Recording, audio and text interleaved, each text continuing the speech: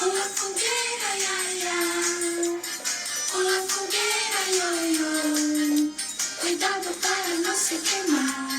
Olha essa fogueira já queimou, meu amor. Pula fogueira, ia, ia. Pula fogueira, io, io. Cuidado para não se queimar. Olha essa fogueira já queimou, meu amor.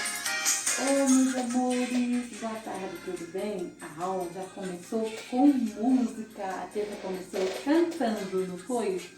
Sabe por quê? É que na aula de hoje nós vamos dar continuidade ao tema Festa Junina. Vocês estão lembrados que semana passada a tia trabalhou o Correio Elegante?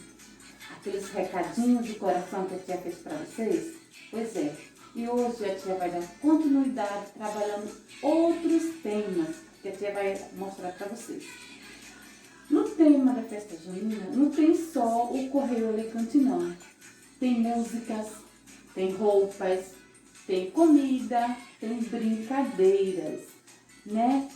A festa junina, em cada estado, tem a sua cultura, tem a sua tradição, tem um jeito diferente de brincar, né? E hoje a tia vai falar para vocês sobre música e estamos cantando a música da fogueira, né? A fogueira, em algumas regiões, além de decorar, de esquentar a noite fria, ela também serve para assar milho, né? Muitas pessoas se sentam ao redor da fogueira e ali brincando, conversando, ouvindo algumas músicas, elas vão assar milho na fogueira. Mas preste atenção, tome muito cuidado. Não podemos ficar muito próximo à fogueira porque ela queima, né? Queima. É perigoso tanto para a gente como para as crianças. Aqui na folhinha, nós temos o quê? Um caipirinha. Vocês vão pintar o caipirinha e pintar essa fogueira. Capricha na pintura. Eu quero a pintura colorida e bem bonita. O papai e a mamãe foram lá na escola pegar o material de vocês.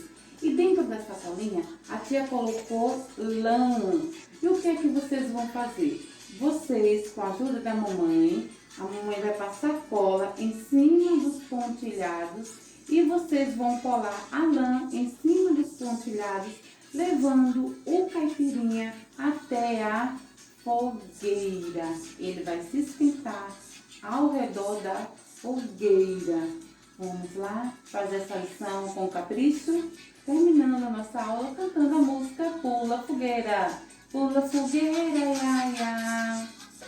Pula fogueira, ioiô. Cuidado para não se queimar, pois essa fogueira já queimou, meu amor. Beijo, cuidado para não se queimarem.